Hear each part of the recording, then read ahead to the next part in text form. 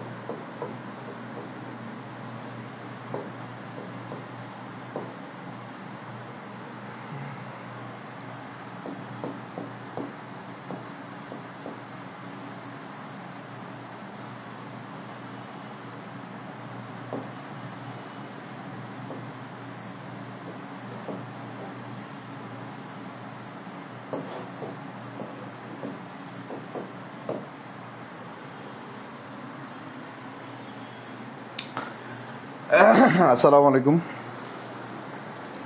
কেমন আছি সবাই? দেখতে পাচ্ছি কিনা, ক্লিয়ার আছে কিনা? যেগুলো লেখা আছে এগুলো লেখার দরকার না, এগুলো বুঝতে হবে। হ্যাঁ, এই তিনটা এক্সাম্পল লেখা আছে, অনেক সময় মনে হয় ভালো করে বোঝাও যাচ্ছে না।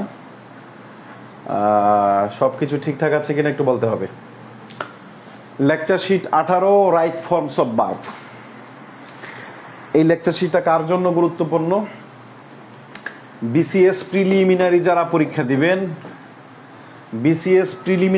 পরীক্ষা দিবেন তাদের জন্য এটা রেগুলার টপিক না।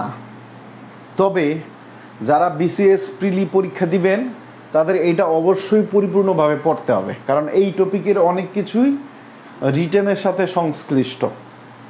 এই টপিকের উপর ভিত্তি করে আপনার অনেক কিছুই লিখতে হয়। লেখার ক্ষেত্রে এই টপিকের গুরুত্ব অপরিসীম, এবং কখনো কখনো বা মাঝে মাঝে আমাদের directly right forms of verb থেকেও প্রশ্ন হয়ে থাকে। এটা হচ্ছে বিসিএস এর প্রিলি যারা পরীক্ষা দিবেন। বিসিএস এর জন্য যেই কথা, ব্যাংকের পরীক্ষার জন্য সেম কথা। তবে বিসিএস থেকে ব্যাংকের পরীক্ষাগুলো তো এই টপিক থেকে ভালোই প্রশ্ন হয়। বিসিএস থেকেও ব্যাংকের পরীক্ষাগুলোতে এই টপিক থেকে ভালোই প্রশ্ন হয়। সব থেকে বেশি প্রশ্ন হয় 11 থেকে 20তম গ্রেডের জবগুলোতে। সব থেকে বেশি প্রশ্ন হয় 11 থেকে 20তম গ্রেডের জবগুলাতে। যেমন প্রাইমারি পরীক্ষায় মোটামুটি দুইটা প্রশ্ন হয় বা একটা প্রশ্ন হয়, বা আমাদের নিবন্ধন পরীক্ষায় একটা দুইটা প্রশ্ন হয়, বা 12তম 13তম 14তম 15তম গ্রেড জব পরীক্ষাগুলোতে এখান থেকে অবশ্যই প্রশ্ন হয়, একের অধিক প্রশ্ন হয়ে থাকে। এই কারণে আমাদের এই টপিকটা পড়তে হয়। যারা বিসিএস ব্যাংক দিবেন তাদের প্রিলির পাশাপাশি রিটেনে এই টপিকটা খুবই গুরুত্ব বহন করবে বলে আমার অভিজ্ঞতা বলে। আমি কি বোঝাতে পারলাম? ওকে, তাহলে আমাদের ফার্স্ট কোশ্চেন হচ্ছে যে রাইট ফর্মস অফ ভার্ব আসলেও কি? রাইট ফর্ম অফ ভার্ব আসলেও কি, এটা আমরা একটু দেখার চেষ্টা করব। চলেন আমরা একটু দেখি। রাইট শব্দের অর্থ হচ্ছে সঠিক। রাইট শব্দের অর্থ কি বলেন তো? সঠিক। ফর্ম শব্দের অর্থ হচ্ছে রূপ, রূপ বা স্ট্রাকচার। ফর্ম শব্দের অর্থ রূপ। অফ মানে হচ্ছে এর, আর ভার্ব মানে হচ্ছে ক্রিয়া বা ভার্ব। তার মানে রাইট ফর্মস অফ ভার্ব মানে হচ্ছে ভার্বের রূপের সঠিক ব্যবহার, ভার্বের স্ট্রাকচারের সঠিক ব্যবহার। এই স্ট্রাকচারগুলো বিভিন্ন হয় টেন্সের কারণে। যেমন দে আর ডুইং দেয়ার হোমওয়ার্ক। কোনো একটা কাজ যখন চলতে থাকে ওটা আমাদের কন্টিনিউয়াস টেন্স হয়। তার মানে আমি এই যে আমরা ভার্বের রূপটা পরিবর্তন করলাম, এটা কত নাম্বার বলছিলাম বললো তো? Verb 3, verb 4। ভার্ব 4 আমরা ভার্বের টোটাল 5টা রূপ থাকে, এটা আমরা ওই বেসিকের ক্লাসে ভার্বের ক্লাসে আলোচনা করেছিলাম। তা আমাদের এইটা একটা ভার্বের ফর্ম। এটা আমাদের কিসের কারণে হলো? টেন্সের কারণে। কিসের কারণে হলো? টেন্সের কারণে। এরপরে এখানে আর কিসের কারণে হলো? এই যে সাবজেক্টের কারণে বা পার্সনের কারণে। 2 number, he always comes late. Always থাকলে প্রেজেন্ট ইনডিফিনিট টেন্সে লিখতে হয়। অলওয়েজ টা অ্যাডভার্ব। তার মানে এই ভার্বটাকে কে প্রভাবিত করতে পারলো বলেন তো? অ্যাডভার্ব প্রভাবিত করতে পারলো। আবার আই উইল ফোন ইউ, আমি তোমাকে ফোন করব, if you need my help, যদি তোমার আমার সাহায্যের প্রয়োজন হয়। ইফটা কি বলেন তো? কনজাংশন। আবার আমরা যদি বলি যেমন work is done by us, কাজ আমাদের দ্বারা করা হয়, তার মানে আমাদের প্যাসিভ মুডের প্রয়োজন হয়ে থাকে। তো ভার্বটা এই কয়টা জিনিস দিয়ে পরিবর্তন হয়। কি কি দিয়ে বলেন তো?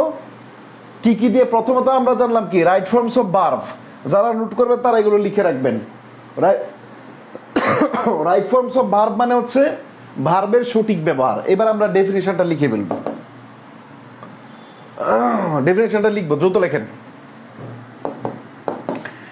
লিখবেন টেন্স, নাম্বার, পার্সন,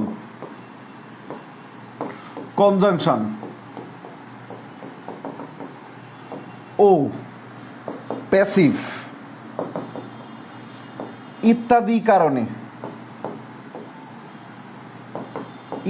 কারণে ভার্ব এর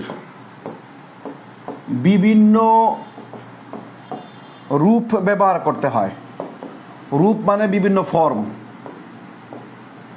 ব্যবহার করতে হয়। বিভিন্ন ফর্ম ব্যবহার করতে হয়। বিভিন্ন ফর্ম ব্যবহার করতে হয়। খুব মনোযোগ দিয়ে দেখেন। প্রথম হচ্ছে tense, number, person, conjunction, voice. তার মানে ভার্ব রূপান্তরিত হয়, ভার্বের বিভিন্ন রূপের পরিবর্তন ঘটে এই 5টা উপাদানের কারণে। 1টা 2টা 3টা 4টা, এই 5টা, সাধারণত এই 5টা। আরো আছে, এই যে অ্যাডভার্ব বললাম, অ্যাডভার্ব আছে।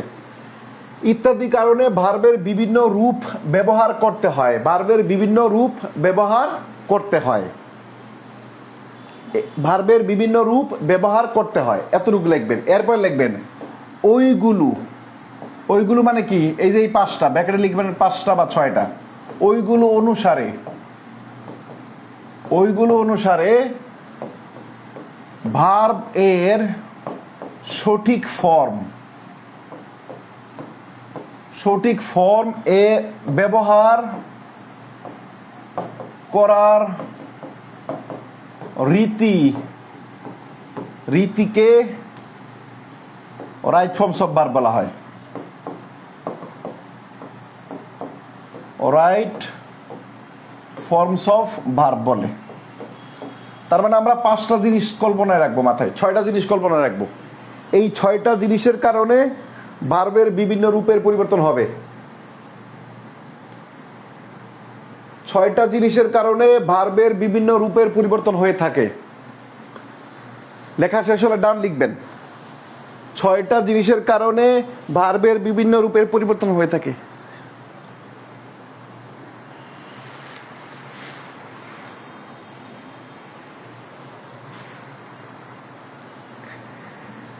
লেখা শেষ হলে ডান লিখবো। আপনারা অনেকেই বলেন যে টেন্সের অধ্যায় কখন পড়াবেন, এই জন্য এই লাইনটা লিখবেন।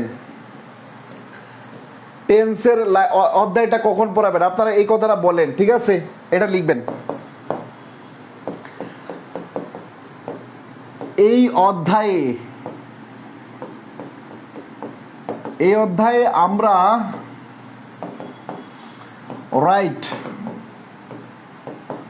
রাইট ফর্মস অফ ভার্ব পড়ব টেন্সের ভিত্তিতে। তার মানে আমাদের একটা টপিক থেকে 2টা টপিক হয়ে যাবে। টেন্সের ভিত্তিতে, অর্থাৎ রাইট ফর্মস অফ ভার্বটা পড়বো আমরা টেন্সের ভিত্তিতে। রাইট ফর্মস অফ ভার্বটা পড়বো আমরা টেন্সের ভিত্তিতে। তার মানে তিনটা বড় বড় সেগমেন্ট হবে। ভার্বের রূপটা প্রেজেন্ট টেন্সে কেমন হয়, পাস্ট টেন্সে কেমন হয়, ফিউচার টেন্সে কেমন হয়, এটা লিখবো আমরা। এই অধ্যায় আমরা রাইট ফর্মস অফ ভার্ব পড়বো টেন্সের ভিত্তিতে। রাইট ফর্মস অফ ভার্ব পড়বো আমরা কিসের ভিত্তিতে বলেন তো? টেন্সের ভিত্তিতে।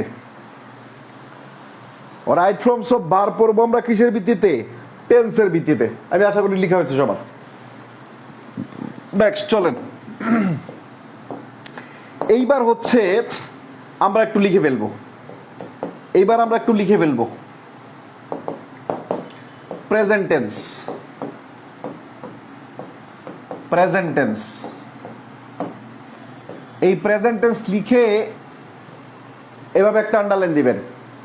প্রেজেন্ট টেন্সের অন্তর্ভুক্ত কয়টা বলেন তো? তিনটা। একটা হচ্ছে প্রেজেন্ট ইনডিফিনিট, ইনডিফিনিট। 2 নাম্বারটা খাতায় জায়গা রাখবেন, খাতায় জায়গা রাখবেন প্রেজেন্ট কন্টিনিউয়াস, প্রেজেন্ট কন্টিনিউয়াস। 3 নাম্বারটা present perfect. 4 number present perfect continuous.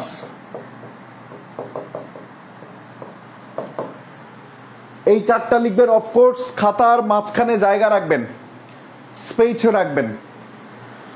খাতার মাঝখানে জায়গা রাখবেন, অবশ্যই স্পেস রাখবেন। তাহলে প্রেজেন্ট ইনডিফিনিটের স্ট্রাকচার কি ভাই বলেন তো? Subject plus verb plus object. এটা হচ্ছে প্রেজেন্ট ইনডিফিনিটের স্ট্রাকচার। প্রেজেন্ট ইনডিফিনিটের স্ট্রাকচার। আমরা প্রেজেন্ট ইনডিফিনিট নিয়ে কথা বলবো এখন। কখন আমরা সেন্টেন্সটা প্রেজেন্ট ইনডিফিনিটের স্ট্রাকচারে লিখব? কখন আমরা সেন্টেন্সের স্ট্রাকচারটা, ভার্বের ফর্মটা আমরা শুধু ভার্বের এই ফরম্যাটে লিখবো, এটা হচ্ছে আমাদের জানতে হবে। মনে রাখতে হবে প্রেজেন্ট ইনডিফিনিট টেন্স এইভাবে লিখবেন। প্রেজেন্ট ইনডিফিনিট লেখার পরে subject plus verb plus object, এই স্ট্রাকচারটা লিখে রাখবেন। এরপরে বাকিটা আমি মুছে দিলাম।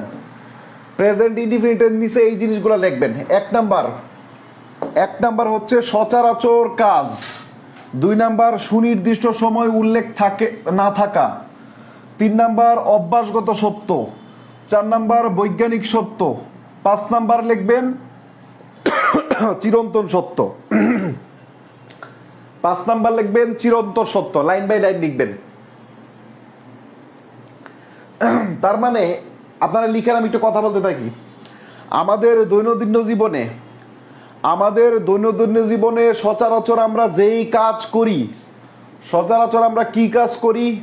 আমরা স্কুলে যাই, আমরা পড়াশোনা করি, আমরা প্রেম করি, আমরা বিয়ে করি, আমরা খাই, আমরা বিড়ি খাই, আমরা গার্লফ্রেন্ডের সাথে দেখা করতে যাই, আমরা সেকা খাই, সেকা খেয়ে তারপরে আবার বিড়ি খাই, বিড়ি খেয়ে গান শুনি। দুনিয়াতে যা ম্যাক্সিমাম জায়গায় আমাদের অ্যাসার্টিভ সেন্টেন্স ব্যবহৃত হয় বা প্রেজেন্ট ইনডিফিনিট টেন্সে ব্যবহৃত হয়।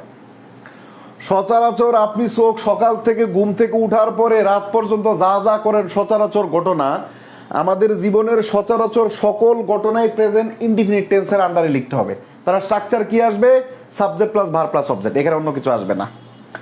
2 নাম্বার সুনির্দিষ্ট সময় উল্লেখ না থাকা এমন কিছু অ্যাডভার্ব নিয়ে লিখতে হয়। যেমন আমি যদি বলি, যেমন অলওয়েজ, ALWAYS, অলওয়েজ।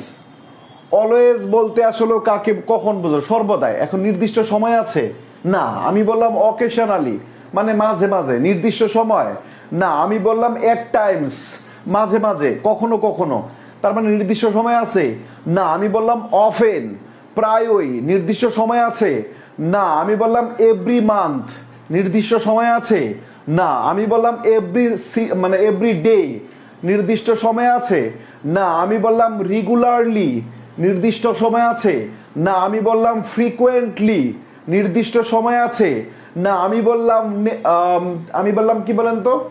এরকম আরো যত অ্যাডভার্বিয়ালস আছে যেটা দ্বারা সুনির্দিষ্ট সময় বুঝায় না, যে কোনো একটা সময়কে বোঝায়। অ্যাডভার্ব অফ টাইমকে বোঝায়, কিন্তু যে কোনো একটা সময়কে বোঝায় না, অনির্দিষ্ট সময়কে বোঝায়।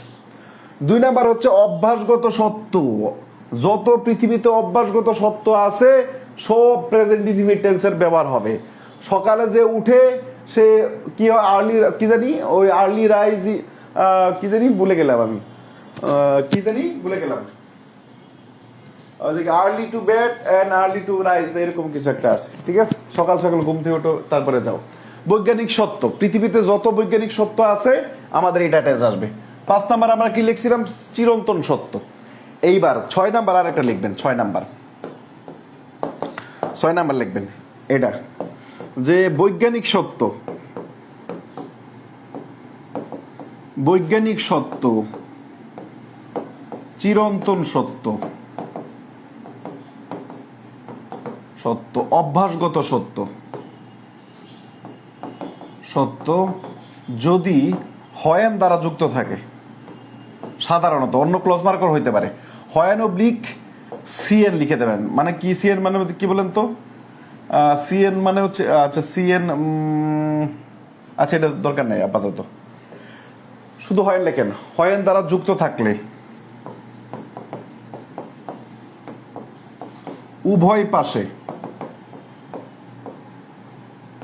উভয় পাশেই প্রেজেন্ট ইনডিফিনিট, উভয় পাশে প্রেজেন্ট ইনডিফিনিট, জামালা শেষ। তার মানে ওই যে আপনারা এখানে লিখছিলাম প্রেজেন্ট ইনডিফিনিট, এর নিচে 1 নাম্বার পয়েন্ট কি? চিরন্তন সত্য। 2 নাম্বার পয়েন্ট কি? বৈজ্ঞানিক সত্য। 3 নাম্বার পয়েন্ট কি? সচরাচর ঘটনা। 4 নাম্বার পয়েন্ট কি? আমাদের কি বলেন তো? অভ্যাসগত সত্য। 5 নাম্বার পয়েন্ট কি? চিরন্তন সত্য, অভ্যাসগত সত্য, বৈজ্ঞানিক সত্য যখন হয় তারা যুক্ত থাকে। 6 নাম্বার পয়েন্ট কি? এই যে সুনির্দিষ্ট সময় উল্লেখ থাকে না এমন অ্যাডভার্ব, যেমন, সাজাইতে পারলে ভালো, না সাজাইতে পারলে কিন্তু মনে থাকবে না। সুনির্দিষ্ট সময় উল্লেখ থাকে না এমন অ্যাডভার্ব, যেমন সুনির্দিষ্ট সময় উল্লেখ থাকে না এমন অ্যাডভার্ব, যেমন, দ্রুত যে কটা মনে আছে লিখে দিই। Regularly, normally, frequently, sometimes, at times, often, ওকে। তারপর অলওয়েজ, occasionally, OCCASIONALLY, occasionally। তারপর হচ্ছে সেলডম, হার্ডলি, এরপরে এভরি প্লাস,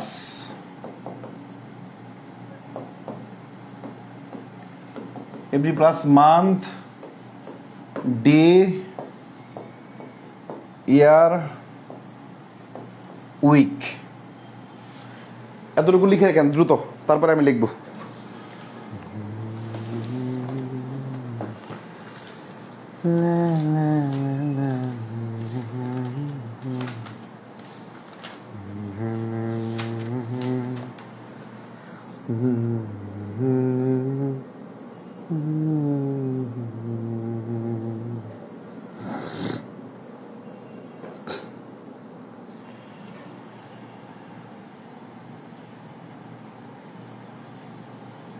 এই লিখা শেষ, আর 2-1টা বাকি আছে। আপনারা লিখা হলে আমি 2-1টা লিখে দেবো। লিখা শেষ, অথবা লিখে ফেলেন ডেইলি, লিখে ফেলেন ডেইলি, ঠিক আছে? লিখে ফেলেন ডেইলি। আপনারা লিখা শেষ হলে হয়তো আমি লিখে দিব। এই যে অ্যাডভার্বগুলো আছে,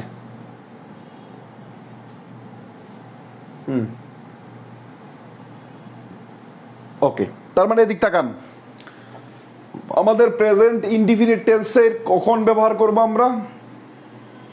সচরাচর যাবতীয় ঘটনা, চিরন্তন সত্য জাতীয় সকল ঘটনা, অভ্যাসগত সকল ঘটনা, চিরন্তন অভ্যাস, বৈজ্ঞানিক সত্য যখন দুইটা হয়েন দ্বারা যুক্ত থাকে উভয় পাশেই প্রেজেন্ট ইনডিফিনিট। এরপরে কি আমাদের সুনির্দিষ্ট সময় উল্লেখ না থাকা। চলেন বিগত বছরের কোশ্চেন করি।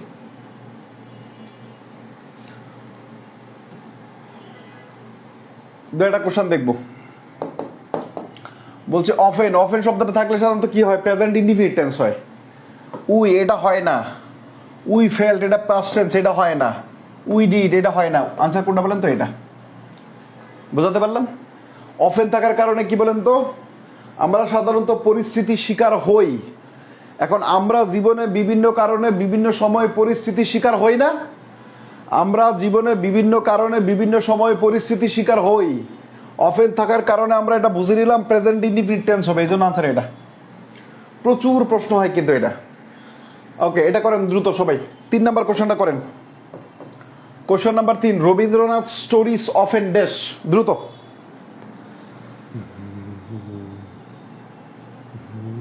জীবনের চেয়ে বড় প্রেম, প্রেমের চেয়ে বড় আর কিছু নাই।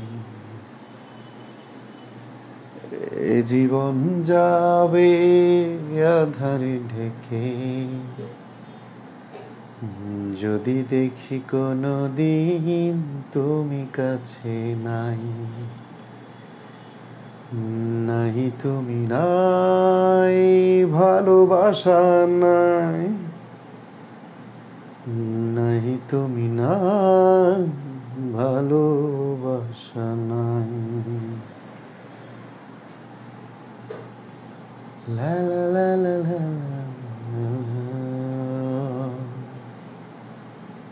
প্রেমের চেয়ে।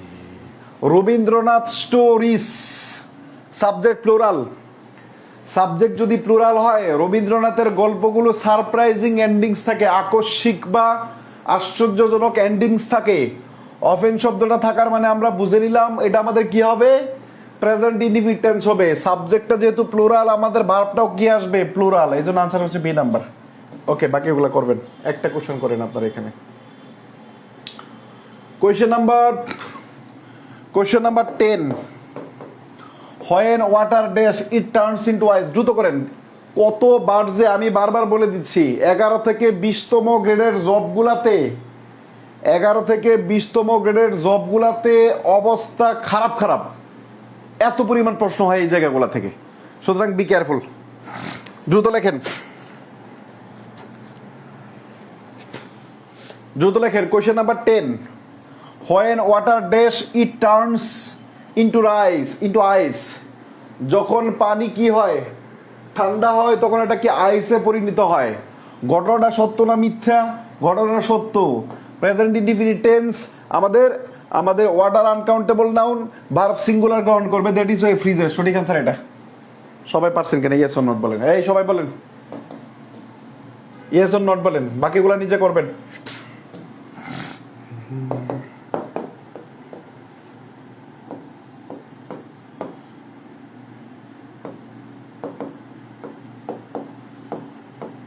খাতায় লিখবেন,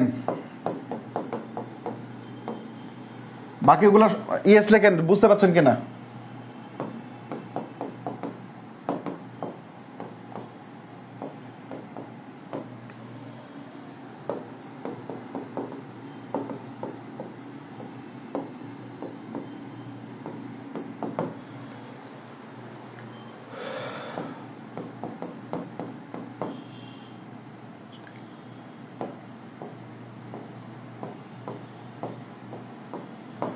এটা লিখে নেন, জায়গা নেই।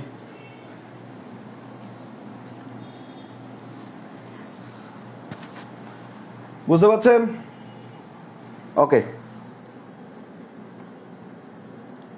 দ্রুত লেখেন। এই ওয়ার্ডগুলো লিখেন, এই ওয়ার্ডগুলো লিখেন।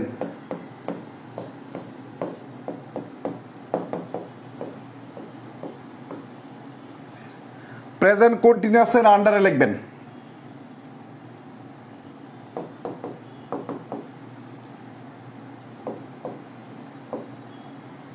লিখে নেন, জায়গা নেই ভাই, দ্রুত লিখেন।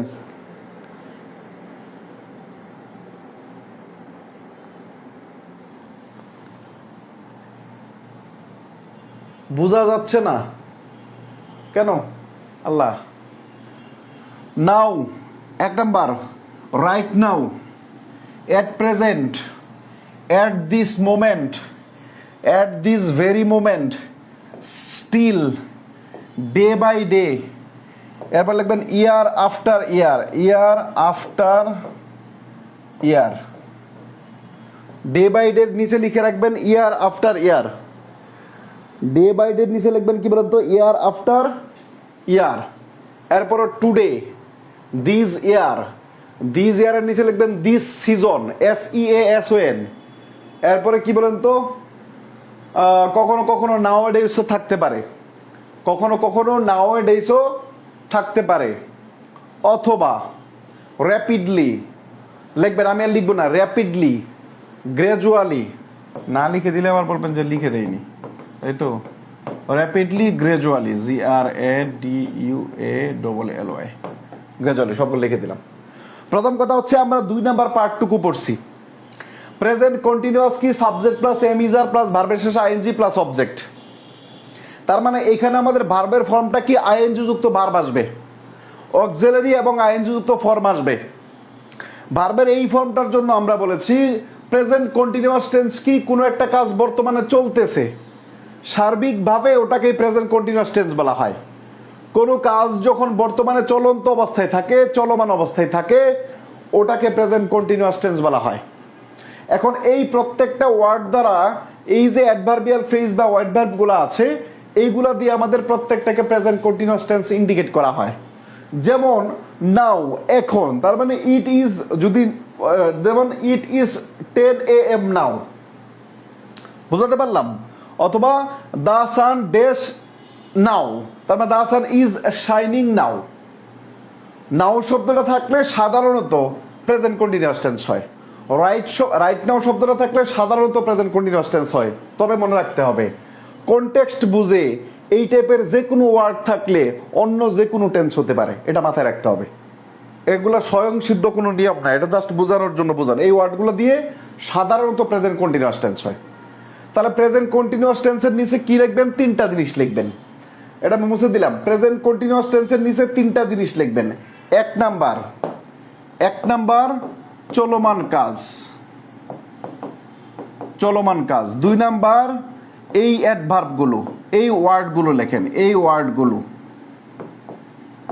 এইবার 3 নাম্বার নিকট ভবিষ্যৎ যদি বুঝায় কোনো একটা কাজ, খুব এখানে লেখা আছে দেখেন, 3 নাম্বার এটা লিখবেন, নিকট ভবিষ্যতে ঘটতে যাচ্ছে এমন কাজ। যেমন আমি আগামীকাল ঢাকা যাচ্ছি, বা আমি আগামীকাল ঢাকা যাব, আমি I will go to Dhaka এটা না বলে I am going to Dhaka এটা বলতে পারি। আগামী মাসে আমি সিলেট যাব, তা I will go to Sylhet আগামী মাসে না বলে আমরা কি বলতে পারি, I am going to Sylhet next month, আমরা এটা বলতে পারি। তার মানে নিকট ভবিষ্যতে কোনো একটা কাজ ঘটতে যাচ্ছে বা কোনো একটা ঘটনা ঘটতে যাচ্ছে, এমন অর্থ আমাদের প্রেজেন্ট কন্টিনিউয়াস টেন্স আসবে। তার মানে কন্টিনিউয়াস টেন্সের জন্য আমরা 3টা পার্ট পাইলাম। একটা হচ্ছে কি বলেন তো, একটা হচ্ছে চলমান কাজ বা চলমান যে কোনো ঘটনা।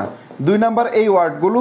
3 নাম্বার নিকট ভবিষ্যতে ঘটতে যাচ্ছে এমন ঘটনা, নিকট ভবিষ্যতে ঘটতে যাচ্ছে এমন ঘটনা।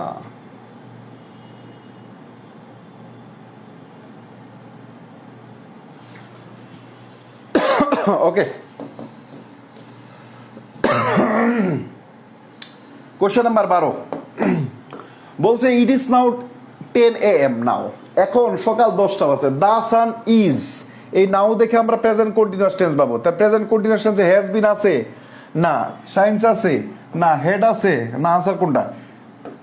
খুবই সহজ জিনিস। The baby because it is hungry now, it is hungry now, সে এখন ক্ষুধার্ত, তার মানে সে কি কাঁদতেছে। The baby is crying, is crying, is crying. The baby is crying শব্দটা লেখা নাই, তাই তো, ইজ ক্রাইং। এটা আনসার শিটটা ভুল দিয়ে আছে মনে হয়, আনসার শিটটা এ হবে, তবে এখানে ইজ ক্রাইং হবে। দা বেবি ইজ ক্রাইং, ঠিক করে নেন। The baby is crying, is crying, the baby is crying, শিশুটি কাঁদছে because it is hungry now, এখন ক্ষুধার্ত, এখন ক্ষুধার্ত। বুঝতে পারলেন? এখন ক্ষুধার্ত। ওকে, নেক্সট আরো দু একটা কোশ্চেন করি। ও ভালো কথা, এটা এই কোশ্চেনটা দেখেন, এই যে মুখস্থ করে আসছেন যে আপনার হোয়াইল থাকলে, এটা মুখস্থ করে আসছেন না যে হোয়াইল থাকলে সবসময় পাস্ট কন্টিনিউয়াস টেন্স হয়, এটা ভুল কথা। হোয়াইল থাকলে প্রেজেন্ট কন্টিনিউয়াস টেন্সও হতে পারে, পাস্ট কন্টিনিউয়াস টেন্সও হতে পারে। যেমন বলা হয়েছে ডোন্ট ডিস্টার্ব মি, আমাকে ডিস্টার্ব করো না। আই ড্যাশ মাই হোমওয়ার্ক, আমি আমার হোমওয়ার্ক করছি, তার মানে সে তার একটা কাজ চলমান আছে, এই জন্য I am doing my homework, আমি আমার হোমওয়ার্ক করছি। Second, don't make a noise, শব্দ করি না। While your father dash, while your father sleeping, যখন তোমার বাবা ঘুমাচ্ছে তখন তুমি শব্দ করিও না, তাহলে ওয়াজ স্লিপিং আসবে না। এখানে যদি ওয়াজ স্লিপিং থাকে তারপরও আসবে না, কারণ এখানে কি বলুন তো, এখানে প্রেজেন্ট টেন্স আছে। বুঝাতে পারলাম? ওকে, নেক্সট। আচ্ছা, টুডে থাকলে এটা করা যায়। আমরা এরকম একটা কোশ্চেন করি, এই কোশ্চেনটা দেখেন, একটা কনফিউশন ক্লিয়ার করব দ্রুত। দেখেন, বলছে দে ডেস টু এ কনসার্ট টুমোরো। সাধারণত টুমোরো শব্দটা থাকলে আমরা একটু পরে ফিউচার টেন্সের আলোচনা যখন পড়ব তখন আমরা পড়ব, টুমোরো যখন থাকবে তখন আমরা পড়বো যে ওটা ফিউচার টেন্স হয়। যদি ফিউচার টেন্স না থাকে তখন আমরা প্রেজেন্ট কন্টিনিউয়াস টেন্স দিব। তবে মজার কথা, একই সাথে দুইটা থাকবে না, হয় ফিউচার টেন্স থাকবে তাহলে প্রেজেন্ট কন্টিনিউয়াস টেন্স থাকবে। দে ডেস টু এ কনসার্ট, তারা একটা কনসার্টে যাচ্ছে, নিকট ভবিষ্যতের কোনো একটা কাজ বোঝাতে প্রেজেন্ট কন্টিনিউয়াস টেন্স হয়, এই জন্য they are going to concert, they are going to concert. Answer কোনটা? এটা। ওকে, নেক্সট 24 নম্বর কোশ্চেনটা করব। কোশ্চেন নাম্বার কি আছে? 24। We dash the car to select next month because the journey takes too long. আমরা বলছি যদি ফিউচার ইনডিফিনিট টেন্স না থাকে তাহলে আমরা present indefinite tense, we are not taking the car, আমরা গাড়িটা নিচ্ছি না, বিকজ কারণ the journey takes too long time, অনেক বেশি সময় নেবে। প্রেজেন্ট কন্টিনিউয়াস ক্লিয়ার কিনা বলেন দ্রুত? পিসিসি লেখেন। এগুলো খুবই সহজ, খুবই সহজ, এগুলো খুবই সহজ।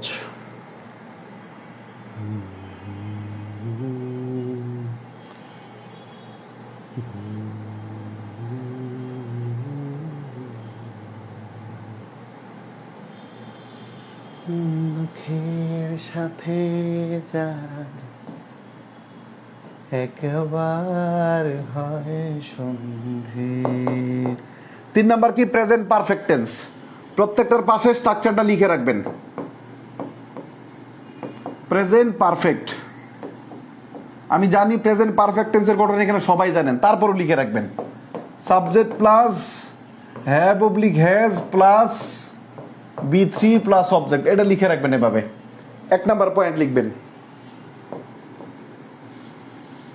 কাজ হয়ে গেছে, কাজ হয়ে গেছে,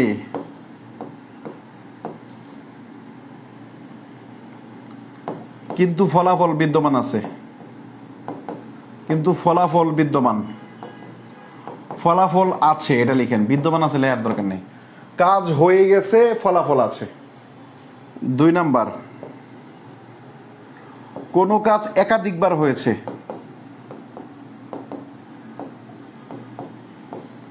কোনো কাজ একাধিকবার হয়েছে, আবারও হওয়ার সম্ভাবনা আছে, আবারও হওয়ার সম্ভাবনা আছে।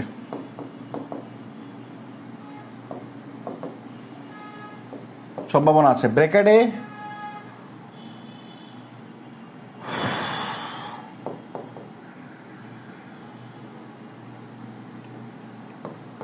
(2/3 টাইম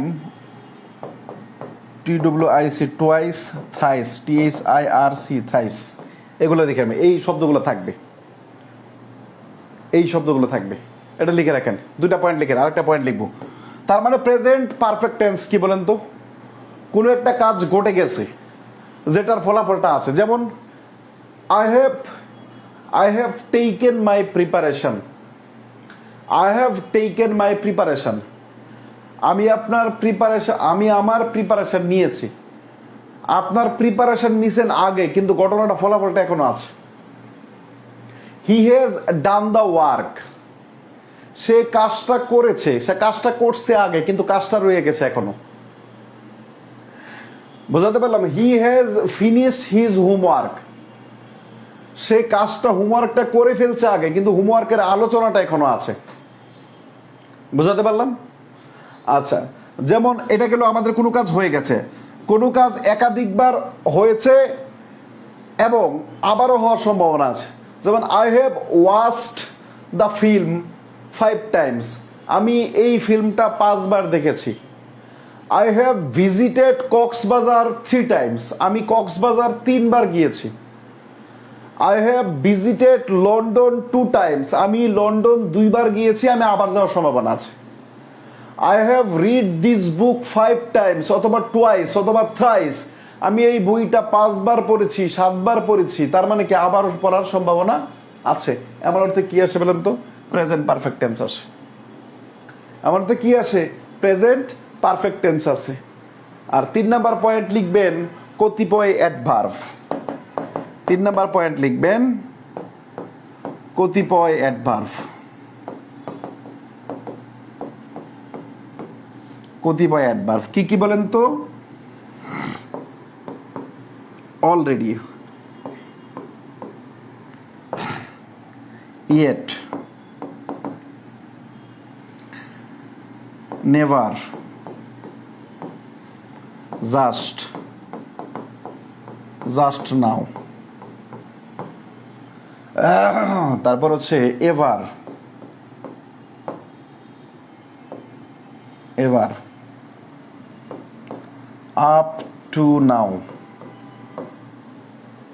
দ্রুত লেখেন কতিপয় অ্যাডভার্ব, দ্রুত লেখেন। Just, just now, already, yet, never, ever. Okay, লেখা হয়েছে? আচ্ছা, কি লিখছি বলুন তো? Already, yet, never, just, just now, ever, up to now অথবা আপ টু দ্য প্রেজেন্ট। এ আপ টু নাও, শুনেন, আপ টু নাও এবং আপ টু দ্য প্রেজেন্ট এই দুইটার অর্থই হচ্ছে, আপ টু নাও এবং আপ টু দ্য প্রেজেন্ট এই দুইটার অর্থ হচ্ছে এখন পর্যন্ত। ঠিক আছে? এখন পর্যন্ত অথবা আনটিল নাও, এরকম অর্থ দাঁড়ায়। আচ্ছা, এরপরে রিসেন্টলি, আর একটা শব্দ আছে রিসেন্টলি, লেটলি। সাধারণত এই ওয়ার্ডগুলো থাকে। লেখা শেষ হলে ডান লিখবেন, লেখা শেষ হলে ডান লিখবেন। ওকে, লেখা শেষ। আচ্ছা, অলরেডি না, অলরেডি, এই অলরেডি লিখবেন হাবোধক বাক্য, হাবোধক বাক্য। আর ইয়েট লিখবেন নাবোধক বাক্য।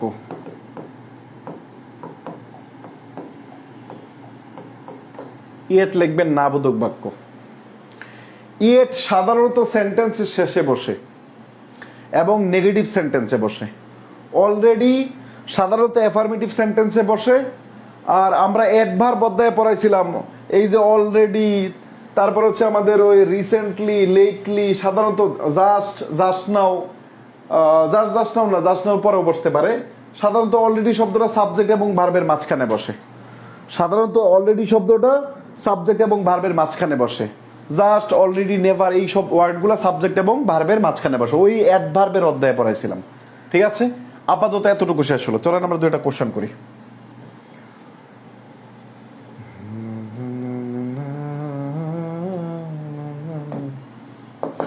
Question number 28, he has just dash out.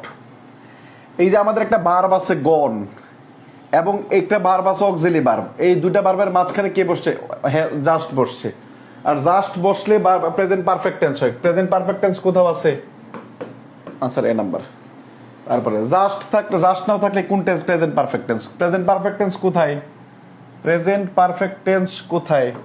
Present perfect tense. Okay, ও সোফার আরেকটা শব্দ ওয়ার্ড লিখিনি, সোফার লেখেন। He dash for his club in 65 match so far, এখন পর্যন্ত। ওই এখন পর্যন্ত বলতে আনটিল নাও বা হচ্ছে আমাদের আপ টু নাও অথবা আপ টু দ্য প্রেজেন্ট, আর ওইখানে পাশে একটা সোফার একটা ওয়ার্ড লিখে রাখেন, he has played.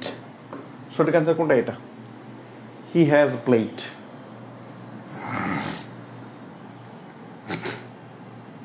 He has played, বাকিগুলো নিজেরা করবেন সেম। সিন্স অবলিক, আচ্ছা হ্যাঁ আরেকটু কিছু আছে। আচ্ছা এই ওখানে আরেকটা কথা লিখে দিয়েছিলাম, 3টা পয়েন্ট লিখছিলাম তো ওখানে, অথবা আরেকটা পয়েন্ট আলাদা করে লিখবেন এখানে আলাদা করে। আমি এখানে আলাদা করে লাগছে, আমি হয়তো বা ভাবছি লেকচার শিটে এক করে ফেলছি, এক করে ফেলছি।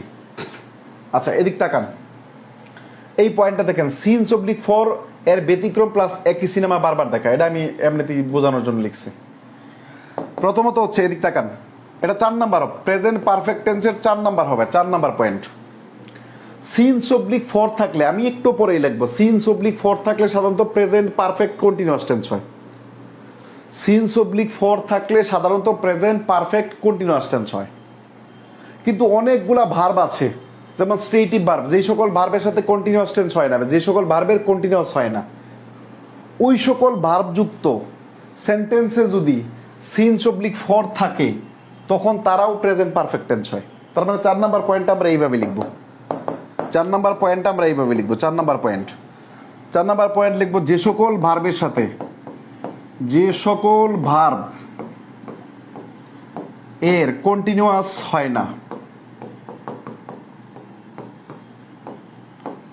না, কিছু ওয়ার্ড লিখে রাখবো, যেমন বি ভার্ব, যেমন হ্যাভ, যেমন নো, যেমন সি, যেমন টেস্ট, যেমন ফিল, যেমন লাইক, যেমন লাভ, হ্যাঁ এগুলো এই কয়েকটা ভার্ব লিখে রাখবো।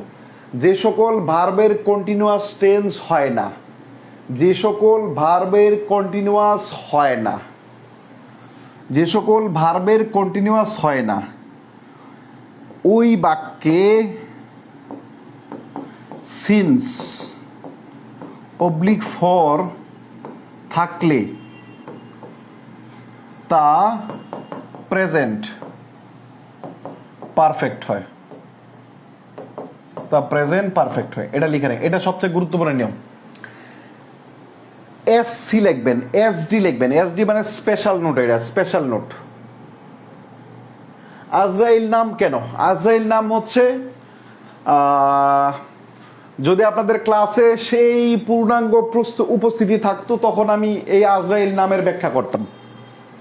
আপনাদের ক্লাস নেওয়ার আগ্রহ, আমি বারবারই বলেছি, ক্লাসে লাইভে উপস্থিতি কম, আমি দ্রুত যাব বলতে ওই মডেল অক্সিলারি ভার্ব যারা ক্লাস করছেন তাদের সময় বলছিলাম, যেগুলা সবগুলা টপিকে আমি ব্যাপক আলোচনা করে পড়াতে পারি, আলহামদুলিল্লাহ সবগুলা টপিকে আমি ব্যাপক আলোচনা করে পড়াতে পারি, ব্যাপক আলোচনা।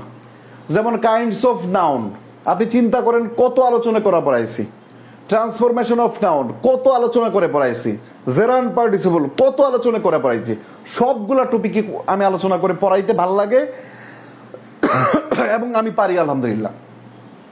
কিন্তু যখন এই 3100 স্টুডেন্টের ভিতরে এই 100 জন ক্লাস দেখবেন তখন আমার মানে ওই ব্যাপক আলোচনা স্কিপ করে যাব আমি, এটা হচ্ছে বাস্তবতা, কিছু করার নেই। কিন্তু এতে আপনার ক্ষতি হবে না, টেনশন নেই।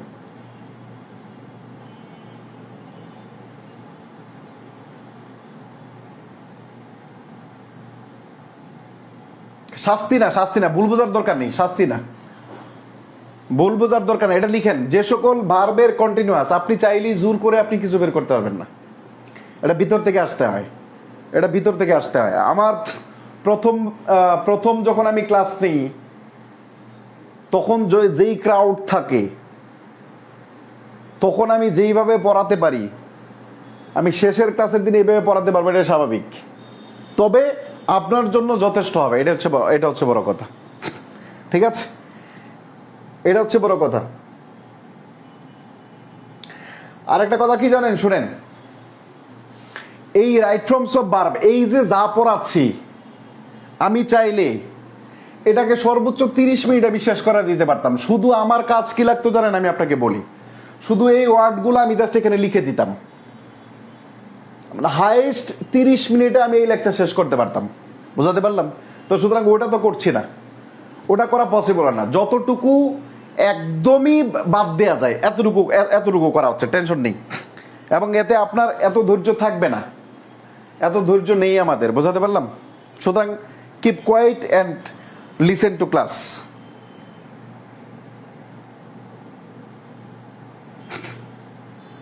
শেষ করেন? ওকে, কি বলছি, আমাদের এরকম দেখতে হবে যে সকল ভার্বের কন্টিনিউয়াস টেন্স হয় না। আমরা বেসিক ভার্বের অধ্যায়ের আমরা একটা ক্লাস মনে হয় বাকি রাখছিলাম, ওটা আমি আর নিতে পারি না, ওটা ক্লাসের শেষে নিব ইনশাল্লাহ। ওইখানে একটা ভার্বের নাম আছে স্টেটিভ ভার্ব, যে সকল ভার্বের সাথে আইএনজি যুক্ত হয় না। গুরুত্বপূর্ণ কিছু ভার্ব করলেন be, have, know, see, taste, feel, like, love, এইগুলো হচ্ছে আমাদের এই সকল ভার্বের সাথে সাধারণত কন্টিনিউয়াস টেন্স হয় না। কিন্তু যদি সিন্স অবলিক ফর যুক্ত সেন্টেন্স এটা থাকে, সেই শুধু আজরাইলটা বাদ দিছে, আর কিছু বাদ দেয়নি, এবং এটা আমার কাছে মনে হচ্ছে না হইলেও চলবে, এই আর কিছু না।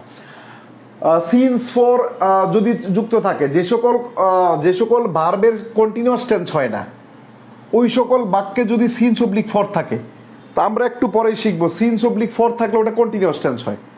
কিন্তু কন্টিনিউয়াস টেন্স তো করা যাবে না, যে সকল ভার্বের করা যাবে না ওই সকল বাক্যে সিন্স ফর থাকলে তখন প্রেজেন্ট কন্টিনিউয়াস টেন্স না হয়ে প্রেজেন্ট পারফেক্ট টেন্স হয়।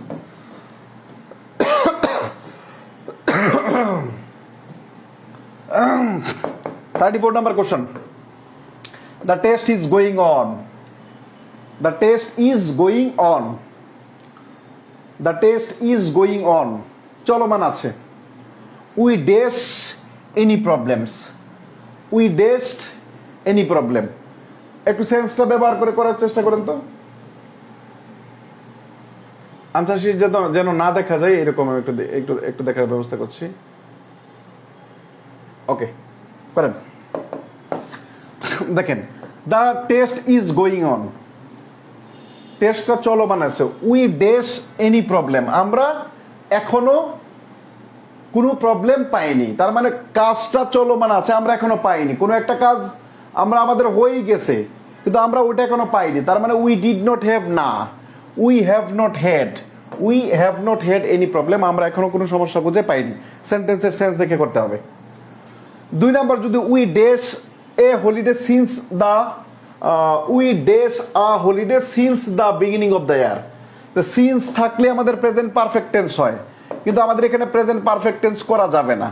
কি করতে হবে? সিন্স থাকলে প্রেজেন্ট পারফেক্ট কন্টিনিউয়াস টেন্স হয়, কিন্তু আমরা এটা করতে পারবো না। কেন করতে পারবো না? কারণ আমাদের ভার্ব হ্যাভ আছে, তার মানে উই হ্যাভ নট হ্যাড, এটা সঠিক অ্যান্সার। উই হ্যাড নট নয়, উই হ্যাভ নট হ্যাড, আমরা এখনো কোনো ছুটি পাইনি। 36 নাম্বার কোশ্চেন, এগুলো খুবই গুরুত্বপূর্ণ আলোচনা কিন্তু। 36 নাম্বার কোশ্চেন কি আছে? উই আর গুড ফ্রেন্ডস, আমরা ভালো বন্ধু। We each other for a long time, for since থাকলে প্রেজেন্ট কন্টিনিউয়াস টেন্স হয়। এই জন্য ম্যাক্সিমাম ছেলে আনসার করবে কোনটা, এইটা, কিন্তু আমরা এটা করব না। কোনটা করব বলেন তো? এই যে হ্যাভ নোন করব, প্রেজেন্ট পারফেক্ট টেন্স করব। আমরা প্রেজেন্ট পারফেক্ট কন্টিনিউয়াস টেন্স করব না। কেন করব না? কারণ নো ভার্বের সাথে কন্টিনিউয়াস টেন্স করা যায়, দন্তান্ন একার না। ওকে, ওকে, তারপর 37, my brother dash at university for the last 2 months। For থাকলে কি প্রেজেন্ট পারফেক্ট কন্টিনিউয়াস টেন্স করার কথা, কিন্তু আমাদের কি করতে হবে? প্রেজেন্ট পারফেক্ট টেন্স করতে হবে। My brother dash at university for, answer করেন তো, হ্যাজ গন হবে নাকি হ্যাজ বিন হবে? দ্রুত আনসার করেন তো দেখি। সেন্স ব্যবহার করেন, সেন্স।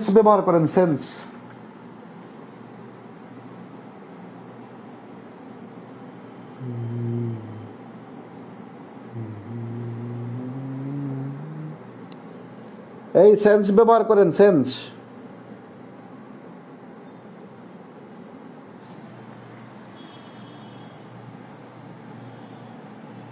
হ্যাজ গন নয়, has been. My brother has been at university for the last 2 years। আমার ভাই গত 2 বছর ধরে ইউনিভার্সিটিতে আছে। বুঝতে পারলাম? হ্যাজ গন নয়। আচ্ছা, এর পরবর্তী কোশ্চেন দেখেন, choose the correct sentence. Since আছে, তার মানে আমাদের কি হওয়ার কথা, প্রেজেন্ট পারফেক্ট কন্টিনিউয়াস টেন্স হওয়ার কথা, কিন্তু আমাদের এখানে আসবে না, প্রেজেন্ট পারফেক্ট টেন্স আসবে। এখানে প্রেজেন্ট পারফেক্ট টেন্স নাই। I have been here since Monday, I have been here since Monday. Answer কোনটা বলতে? এটা সেম কথা, সেম কথা। আরেকটা এক্সাম্পল দিই, 40 নম্বর question. She dash unconscious since 4 o'clock। 4 o'clock, তার মানে আনসার কোনটা হবে? হি হ্যাজ বিন, সে হয়ে আছে। এই স্পেশাল নোটটা খুব ইম্পর্টেন্ট, এটা ভালো করে পড়িয়েন।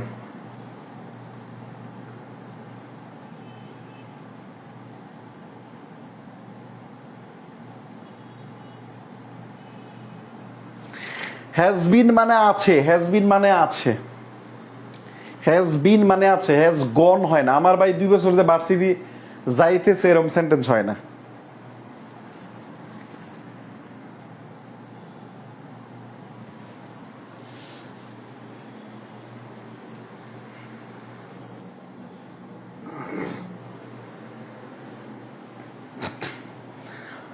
তার মানে আমাদের একটা জায়গা শেষ হলো, আমাদের একটা জায়গা শেষ হলো।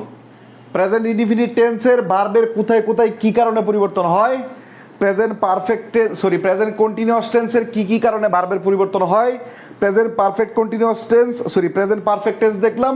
এবার হচ্ছে সরি আমরা প্রেজেন্ট পারফেক্ট কন্টিনিউয়াস টেন্স দেখবো। আমরা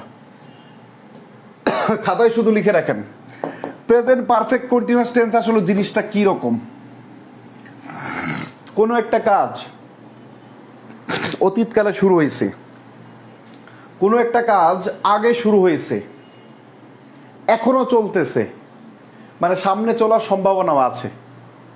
যেমন it has been raining for 3 hours। 3 ঘন্টা ধরে বৃষ্টি চলছে বা বৃষ্টি হচ্ছে। 3 ঘন্টা ধরে যখন বৃষ্টি হচ্ছে, তার মানে বৃষ্টি এখনো থামে না, এখনো চলতেছে, সামনে আরো চলবে। বুঝাতে পারলাম? যে I have been living here for 5 years। আমি 5 বছর ধরে এখানে বসবাস করছি, আমি 5 বছর ধরে এখানে বসবাস করে আসছি। তার মানে সামনে আরো সম্ভাবনা আছে। কোনো একটা কাজ আগে শুরু হয়েছে এবং বর্তমানেও চলছে এমন বুঝালে সাধারণত প্রেজেন্ট পারফেক্ট কন্টিনিউয়াস টেন্স হয়। সহজ করে কি করে বুঝবো? কোনো বাক্যে যদি সিন্স থাকে তখন সেটা প্রেজেন্ট পারফেক্ট কন্টিনিউয়াস টেন্স হয়। কোনো বাক্যে যদি ফর থাকে তখন সেটা প্রেজেন্ট পারফেক্ট কন্টিনিউয়াস টেন্স হয়। কোনো বাক্যে যদি হাউ লং থাকে তখন সেটা প্রেজেন্ট পারফেক্ট কন্টিনিউয়াস টেন্স হয়। বুঝাতে পারলাম?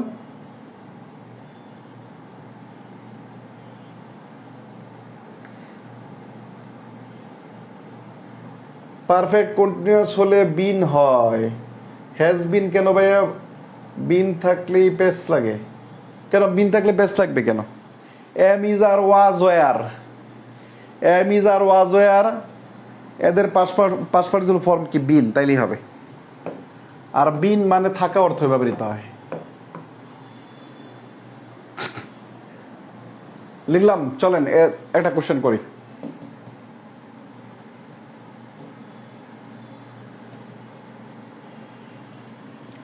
কোশ্চেন নাম্বার 42 করেন।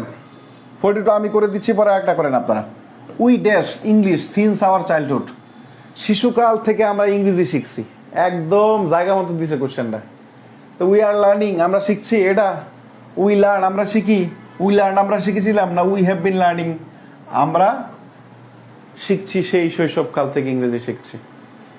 বুঝাতে পারলাম? সেই শৈশবকাল থেকে ইংরেজি শিখছি। 48 নাম্বার কোশ্চেনটা করেন সবাই। 48 নাম্বার কোশ্চেনটা করেন।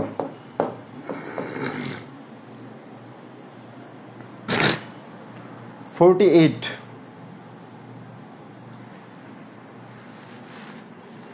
48 নাম্বার কোশ্চেনটা করেন সবাই।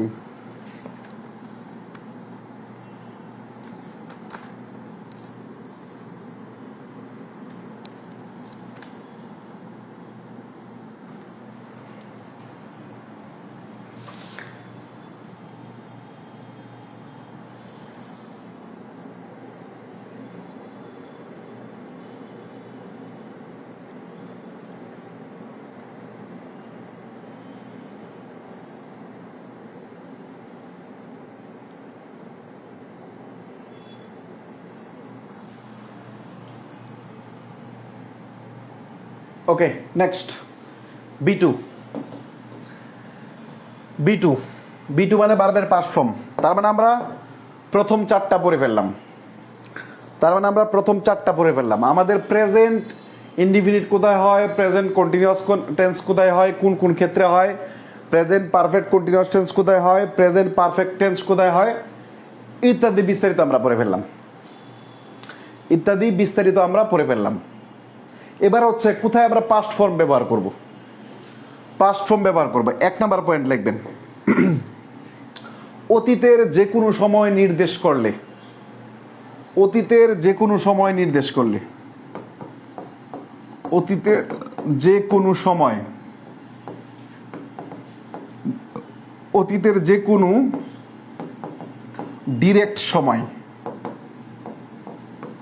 ডিরেক্ট সময়, যেমন 2000 সাল, যেমন 1975, যেমন 1971, ঠিক আছে, এরকম সময় উল্লেখ থাকবে। অতীতের যে কোনো ডিরেক্ট সময় উল্লেখ থাকবে, এখানে ইনডিরেক্ট সময় উল্লেখ থাকবে না। 2 নাম্বার অতীত নির্দেশক, ইন্ডিকেটরস, অতীত নির্দেশক ইন্ডিকেটরস। এটা কি আপনারা জানেন? এগুলো সব কি বলেন তো? যেমন অ্যাগো, বিফোর, লং অ্যাগো, অথবা লং সিন্স, অথবা প্রিভিয়াস ডে, অথবা দ্য ডে বিফোর,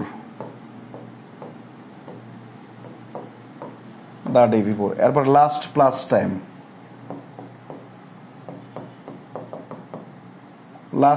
টাইম, প্রশ্ন হচ্ছে লাস্ট প্লাস টাইম কি বলেন তো? যেমন 2-1টা উদাহরণ লিখে, যেমন last day, oblique month, oblique year, oblique century, যে কোনো ওয়ার্ড হতে পারে, এই দুইটা জিনিস আমরা পড়বো। এবং অবশ্যই এখানে স্ট্রাকচারটা লিখে রাখবেন, subject plus B2 plus object. আমি জানি আপনারা এই স্ট্রাকচারটা জানেন, তারপরে লিখে রাখবেন, যেন কখনো আপনি যতদিন চাকরি পরীক্ষা দিবেন, যেন কখনো এই ইংরেজির জন্য রাইট ফর্মস বা প্রত্যেকটা চ্যাপ্টারের জন্য আলাদা করে নতুন কোনো বই, নতুন কোনো টিচার, নতুন কোনো লেকচার শিট যেন আপনার প্রয়োজন না হয়। কেউ যদি প্রথম থেকে করে থাকে তার হবে না, কারণ আগামী 5 বছর পরেও যে ধরনের প্রশ্ন আসবে এটা আমি পড়াই দিচ্ছি। বোঝাতে পারলাম? তার মানে দুইটা জিনিস, অতীত নির্দেশক যে কোনো সময়, যে কোনো ডিরেক্ট সময়, অতীত নির্দেশক যে কোনো ডিরেক্ট সময়, যেমন 2000 সাল, 1975 সাল, 1971 সাল, এরকম সাল উল্লেখ থাকবে। 2 নম্বর অতীত নির্দেশক যে কোনো সময়, অতীত নির্দেশক যে কোনো ইন্ডিকেটর, যেমন ago, before, long since, previous day, the day before, last plus time, যেমন last year, last month, last week, last century, last ... এরকম কিছু থাকলেই সেটা কি আসবে? প্রেজেন্ট ইনডিফিনিট টেন্স আসবে, পাস্ট ইনডিফিনিট টেন্স আসবে। লেখা শেষ হলে আমরা ডান লিখবো 2-1 জন। এটা 2 নাম্বার পয়েন্ট।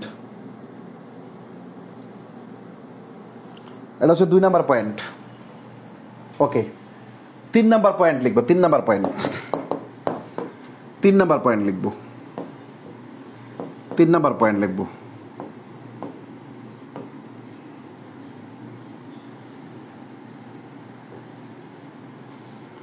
তিন নাম্বার পয়েন্ট লিখবো এরকম যে অতীতকালের দুটি কাজ as soon as দ্বারা যুক্ত হলে,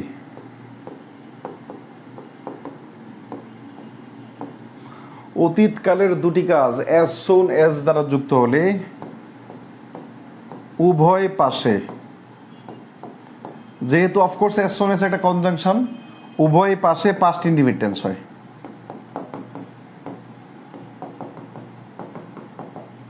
টেন্স হয়। পাস্ট ইনডিফিনিট টেন্স সরাসরি বসে এরকম নিয়ম পাইলাম কয়টা পেলাম তো? 3টা। পাস্ট ইনডিফিনিট টেন্স সরাসরি বসে এরকম নিয়ম পাইলাম কয়টা? 3টা। Past indefinite tense the day before, the day before মানে পরশুদিন, the day before, the day before. অতীত নির্দেশক, অর্থাৎ কোন সেন্টেন্সে পাস্ট টেন্স ব্যবহার করবেন 3টা কারণে। ভূগোলের মতো মুখস্থ করিয়েন না। অতীতকালের 2টা কাজ অ্যাজ সুন এজ দ্বারা যুক্ত থাকলে, এখন আমার কেন আবার লিখতে হবে যে অ্যাজ সুন এজ কনজাংশন দ্বারা যুক্ত? অ্যাজ সুন এজ কনজাংশন, এটা আপনি জানেন না? অ্যাজ সুন এজ দ্বারা যুক্ত থাকলে 2টা পাশে কি আসবে বলেন? 2টা পাশেই পাস্ট টেন্স আসবে। ওকে, চলেন 2টা কোশ্চেন সলভ করি। জীবনের কোশ্চেন নাম্বার 51, 2 কোশ্চেন দেখবো কিরকম প্রশ্ন হয়। My friend see the president yesterday. Yesterday শব্দটা থাকার কারণে পাস্ট টেন্স। পাস্ট টেন্স কোথায় আছে? পাস্ট টেন্স শুধু এই জায়গায় আছে। ওকে, চলেন আর একটা কোশ্চেন করি। He dash to his office yesterday. Yesterday আমাদের পাস্ট টেন্সের ইন্ডিকেটর। তার মানে আমাদের ডাজ নট দ্বারা প্রেজেন্ট টেন্স কে করা হয়? হি ডিড নট হতে পারে, ডু নট দ্বারা করা যায়, হ্যাজ নট করা যায় না। আনসার কোনটা বলেন তো? Did not. ওকে, আচ্ছা, এইটা ভালো কথা। একটা কোশ্চেন,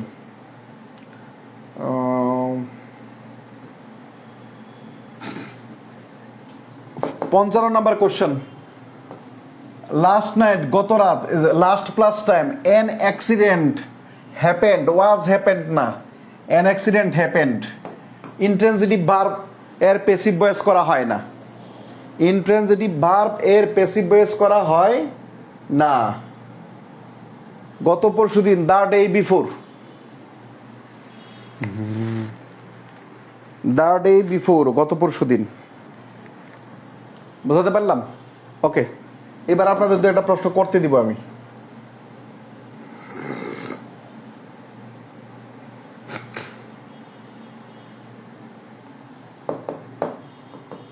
সত্তর নাম্বার কোশ্চেনটা করেন সবাই। 70 নাম্বার কোশ্চেনটা করেন সবাই।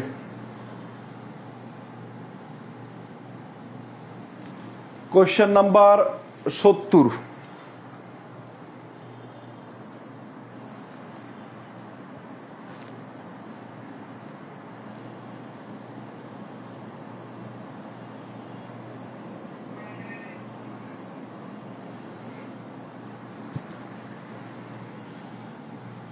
কোয়েশ্চেন নাম্বার 70 বলা আছে লাস্ট নাইট। লাস্ট নাইট থাকলে পাস্ট ইনডিফিনিট হ্যাজ আসেই না।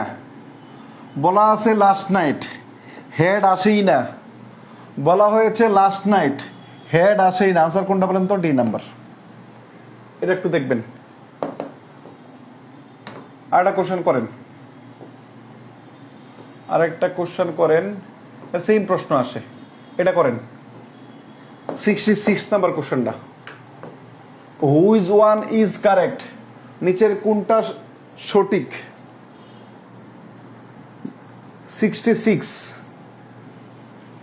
66 নাম্বার কোশ্চেনটা করেন।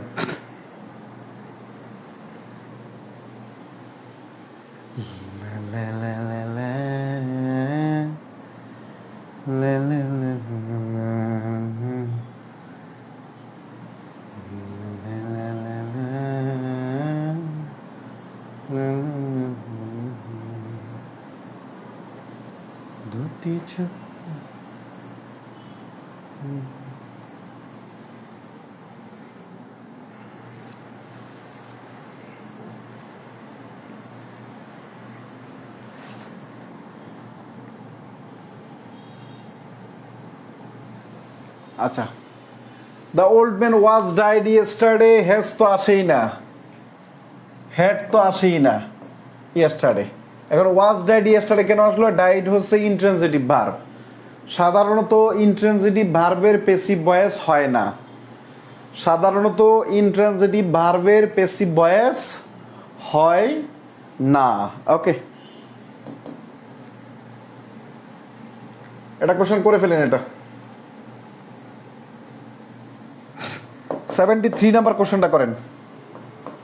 73 নাম্বার কোশ্চেনটা করেন।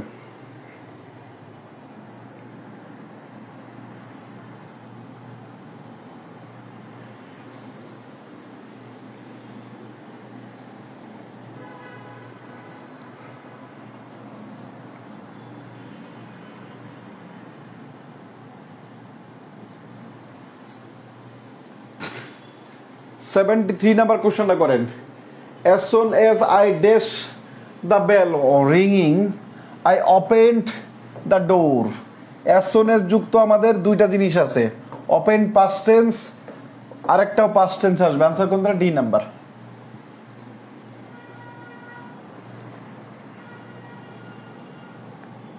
আনসার কোনটা? D number, exactly.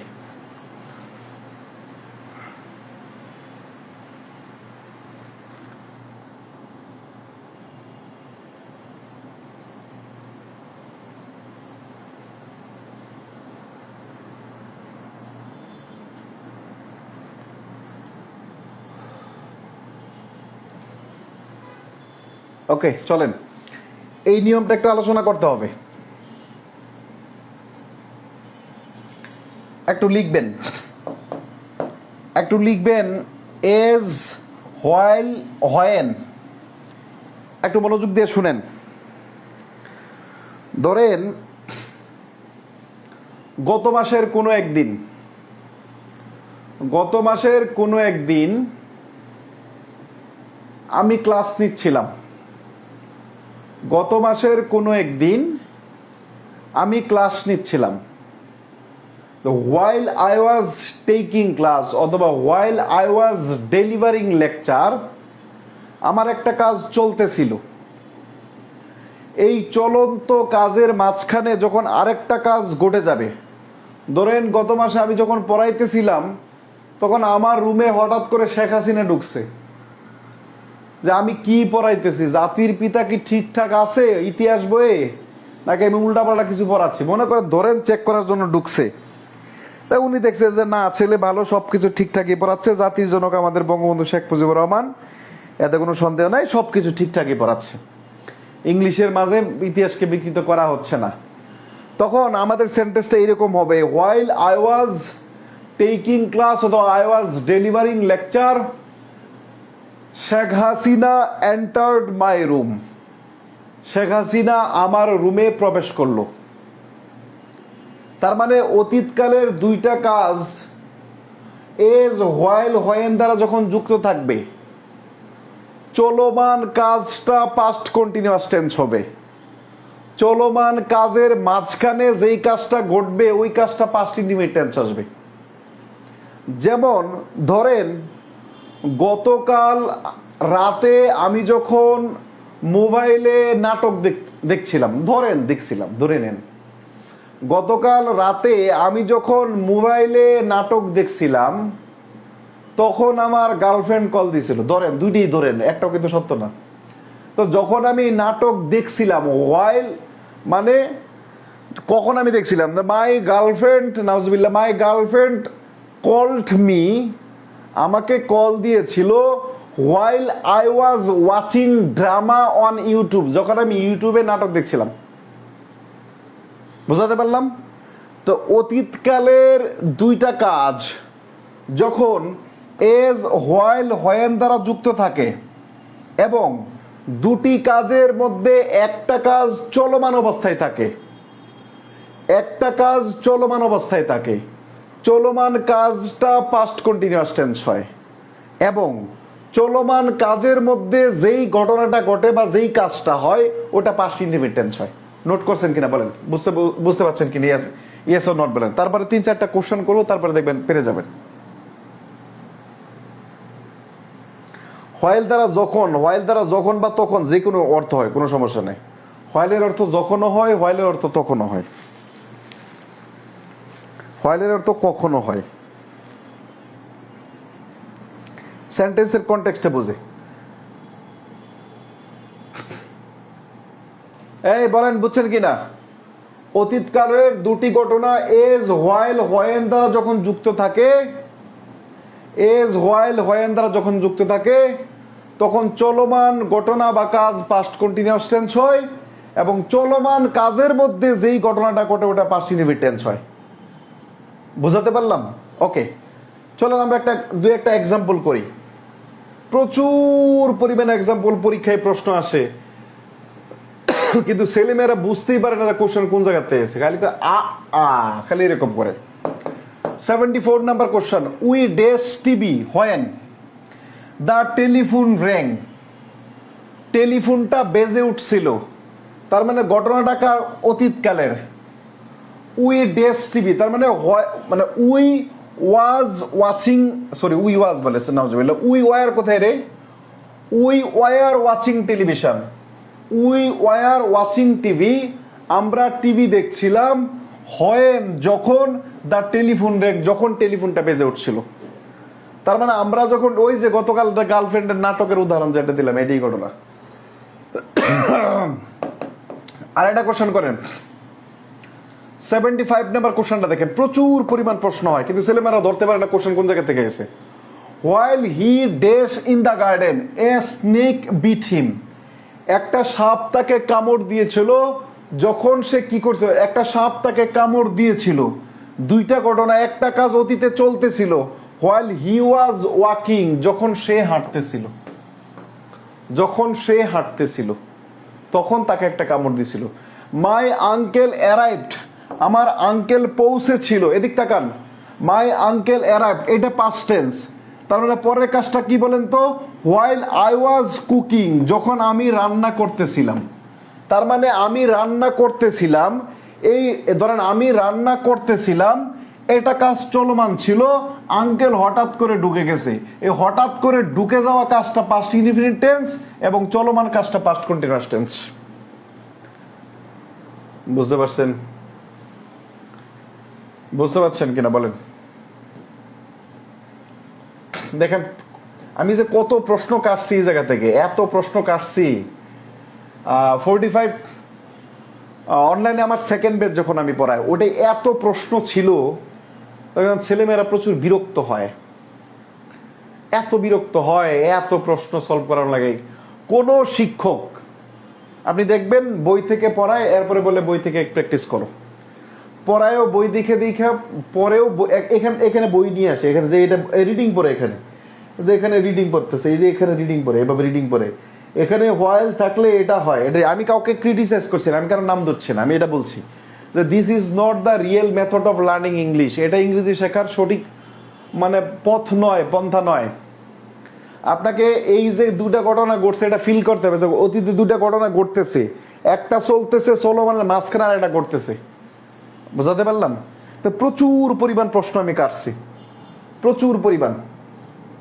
হঠাৎ, এটা ভালো বলছে শফিকুল হাসান, এটা হঠাৎ করে কাজের মধ্যে বাম হাত দেওয়াটা হচ্ছে পাস্ট ইনডিফিনিট। ভালো এক্সাম্পল, গুড বয়। দ্যাটের ব্যতিক্রম লেখেন, দ্যাটের ব্যতিক্রম লিখবেন, দ্যাটের লেখেন পাস্ট ইনডিফিনিট। শুনেন একটা কথা বলি, এই যে এখন যত নিয়ম পড়াইতেছি সব ঘটনা কি জানেন? এই ঘটনা দুইটা। অতীতকালে দুইটা কাজের মধ্যে যেই কাজটা আগে ঘটে ওটা পাস্ট পারফেক্ট, যেটা পরে ঘটে ওটা পাস্ট ইনডিফিনিট। অতীতকালে কিন্তু এটা আমরা পড়ি না, আমরা পড়ি বিফোর এবং আফটারের নিয়ম দিয়ে। তো সুতরাং এইভাবেই যেহেতু পড়ছি, পড়তে থাকি। চলেন, past indefinite plus that plus past perfect. খুব মনোযোগ দিয়ে দেখেন, এটাকে ক্রিটিক্যাল ঝামেলা আছে। তার মানে কি বুঝাইলাম বলেন তো? তার মানে হচ্ছে ডেটের পূর্বে যদি পাস্ট ইনডিফিনিট টেন্স থাকে, খুব মনোযোগ দিয়ে দেখেন, ডেটের পূর্বে যদি পাস্ট ইনডিফিনিট টেন্স থাকে, ডেটের পূর্বে যদি পাস্ট ইনডিফিনিট টেন্স থাকে, তাহলে ডেটের পরে পাস্ট পারফেক্ট টেন্স হয়। এখানে শুধু ডেট না, এখানে যে কোনো কনজাংশনে থাকতে পারে। এই জন্য আপনার সিএম লিখে রাখবেন, মানে ক্লজ মার্কার। এখানে হোয়াট থাকতে পারে, এখানে হোয়েন থাকতে পারে, এখানে ইফ থাকতে পারে, এখানে হোয়ার থাকতে পারে, যে কোনো ক্লোজ মার্কার থাকতে পারে। ডেটের পূর্বেরটা যখন পাস্ট টেন্স হয় বা ক্লোজ মার্কারের পূর্বের ঘটনাটা পাস্ট টেন্স হলে পরেরটা পারফেক্ট টেন্স হয়। কেন? অতীতকালের যখন দুইটা ঘটনা যুক্ত থাকে, আগে যেটা ঘটে ওটা পাস্ট পারফেক্ট, পরে ঘটে ওটা পাস্ট ইনডিফিনিট, এবং সিকোয়েন্সটা এরকম হয়। তাহলে আমরা এখানে মনে রাখবো যে এটা হচ্ছে স্বাভাবিক নিয়ম, যে অতীতকালের দুইটা ঘটনা যদি কনজাংশন দ্বারা যুক্ত থাকে তখন পূর্বেরটা যদি পাস্ট ইনডিফিনিট টেন্স হয়, পরেরটা পাস্ট পারফেক্ট টেন্স হয়। এটা আমরা লিখে রাখবো, এতটুকু লিখে রাখবেন। এরপরে একটু একটু একটু ব্যতিক্রম আছে, এই ব্যতিক্রমগুলো আমরা একটু শিখবো। একটু ব্যতিক্রম আছে, এই ব্যতিক্রমগুলো আমরা একটু শিখবো ইনশাল্লাহ, ঠিক আছে? আচ্ছা, এরপরে এটা হচ্ছে 1 নাম্বার স্ট্রাকচার, ঠিক আছে?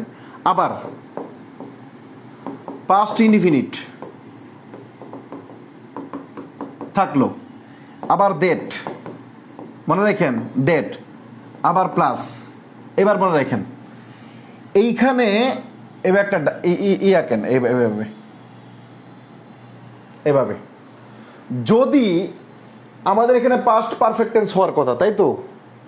যদি এই ডেটের পরে পাস্ট টেন্সের কোনো ইন্ডিকেটর থাকে, যদি এই ডেটের পরে পাস্ট টেন্সের কোনো ইন্ডিকেটর থাকে, সাধারণত কি থাকে বলেন তো? এটাই যেটা থাকে সাধারণত the previous day, PREVIOUS, previous day, week, month, year, সাধারণত এই 4টা থাকে, এরকম থাকে।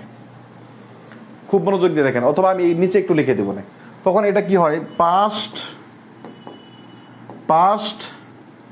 পারফেক্ট অথবা পাস্ট পারফেক্ট কন্টিনিউয়াস,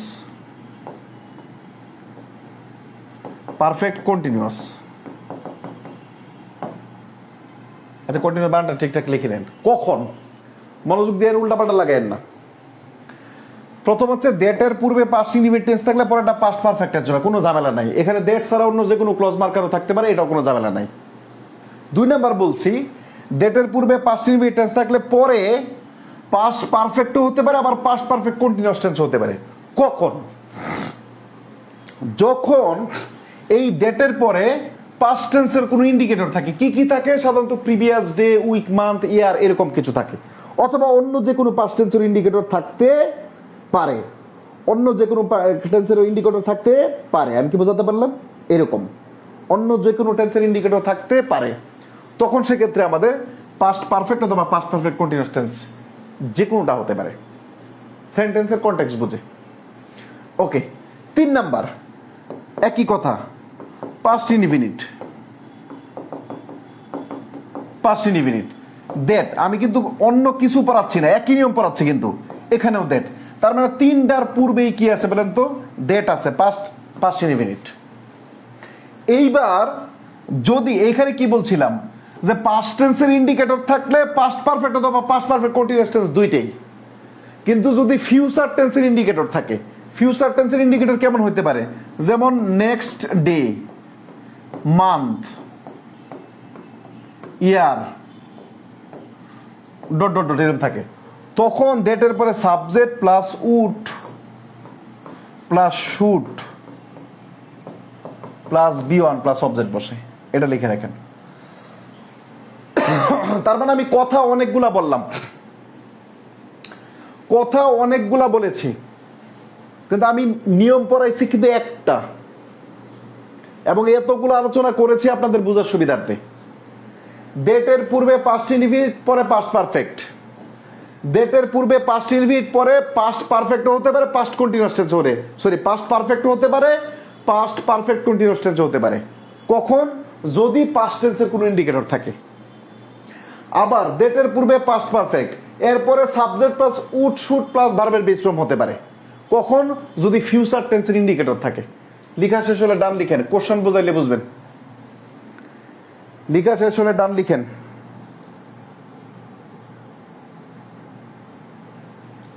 লেখা শেষ হলে ডান লিখেন দ্রুত।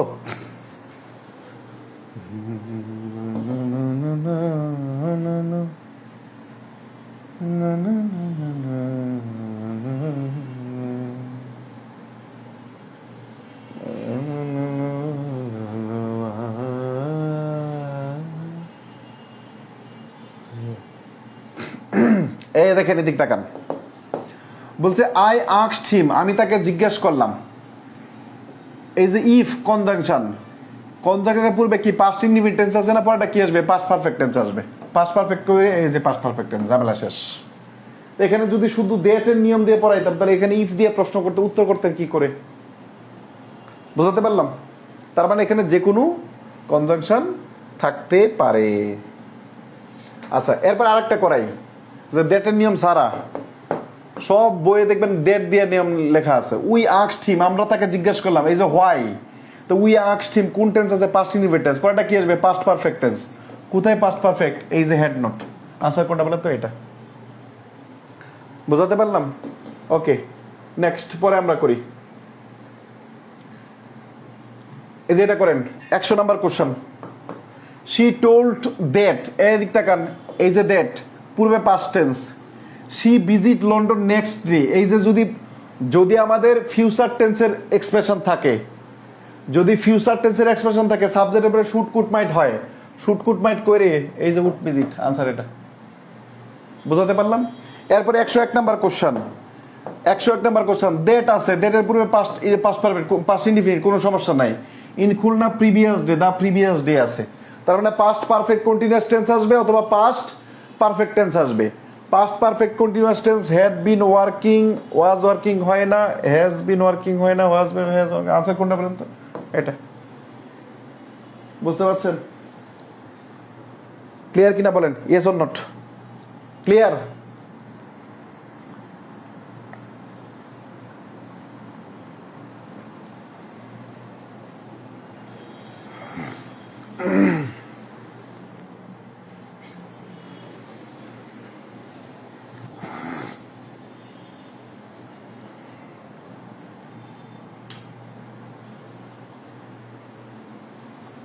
নেক্সট পরে যান।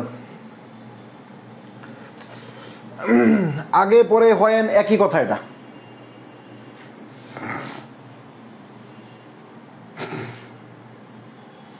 আগে পরে হয়েন একই কথা।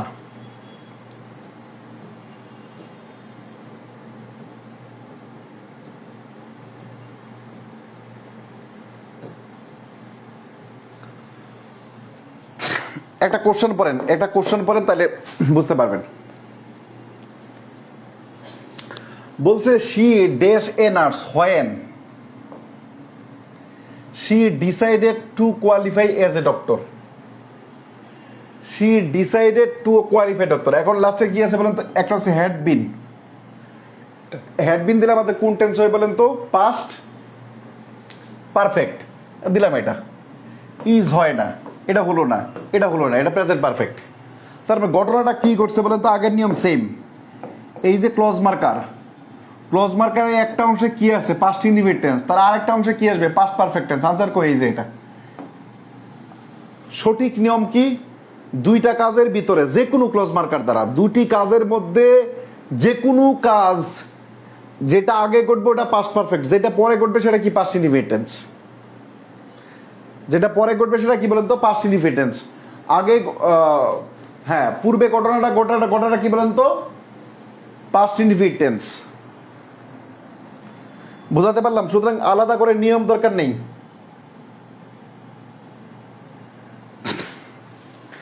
একটা ঘটনা বলি, রাতের খাবারের বিষয় পরে বলবেন না, গুরুত্বপূর্ণ ঘটনা। আরেকটা দেখেন, it was not until she dash hmm when she resemble, দেখেন এই যে আমাদের কি আছে, হোয়েন এর পরে কি আছে বলেন তো? আমাদের পাস্ট পারফেক্ট, পাস্ট ইনডিফিনিট, তো পাস্ট পারফেক্ট আসবে। অপশন এ পাস্ট পারফেক্ট আছে না, এই যে ডি নাম্বার, সি নাম্বার দেখেন পাস্ট পারফেক্ট। তার মানে যে কোনো ক্লজ মার্কার দ্বারা যখন দেখবেন দুইটা জিনিস এক পাশে পাস্ট ইনডিফিনিট আছে, আরেক পাশে পাস্ট পারফেক্ট। চলেন আমরা দেখি আরেকটা কোশ্চেন, 20 number, 109 number question. An intensive search was conduct by the DDK, was conduct কি? Past indefinite tense. তো পরের অংশ কি আসবে বলেন তো? পাস্ট, এই যে এরপরে কি? পাস্ট পারফেক্ট টেন্স আসবে। এটা হয় না, এটা হয়, এটা হয় না, এটা হয় না। এটা সি নাম্বার দিয়েছে, এটা ভুল আছে। সি নাম্বারটা না, এটা B number answer, B number, এখানে ভুল আছে, সি নাম্বার নয় ভাই, এটা ভুল। Hello script. তার মানে শুনেন, বাংলাদেশের যতগুলা বই আছে প্রত্যেকটা বইয়ে এটার আলাদা আলাদা করে নিয়ম দেয়া আছে। আমি যদি কখনো বই আনি মার্কেটে, তখন প্রত্যেকের জন্য একটা নিয়ম থাকবে, একটা। অতীতকালের যে কোনো ক্লজ মার্কার দ্বারা, প্রত্যেকটা বইয়ে ঠিক এটা লেখা আছে দেখবেন যে এই দ্যাটের নিয়ম, এটা প্রত্যেকটা বইয়ে এখানে শুধু দ্যাট দিয়ে আছে, এবং দ্যাট প্লাস ব্যতিক্রম এই জন্য আমি লিখছি। দ্যাট যে কোনো ক্লজ মার্কার দ্বারা, দুইটা ক্লজ মার্কার যখন যুক্ত থাকে একটা পাস্ট ইনডিফিনিট হলে পরে একটা পারফেক্ট টেন্স হয়, ঝামেলা শেষ।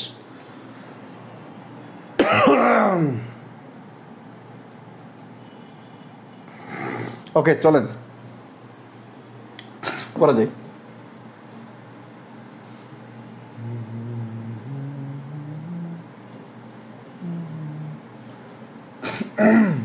এটা শুধু একটু লিখবো, খাতায় লিখবেন আপনারা।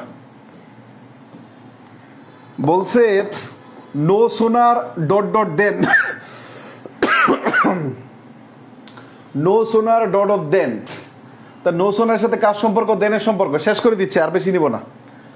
স্কার্সলি এর সাথে কার সম্পর্ক? হয়েনের সম্পর্ক। হার্ডলি এর সাথে কার সম্পর্ক? হয়েনের সম্পর্ক। হার্ডলি হ্যাড, এরপরে বিফোর থাকতে পারে। মনে রাখবেন এই যে no sooner dot dot then, scarcely dot dot when, hardly dot dot when অথবা বিফোর, যখন এইরকম থাকে তখন দেনের পরে পাস্ট ইনডিফিনিট টেন্স হয়।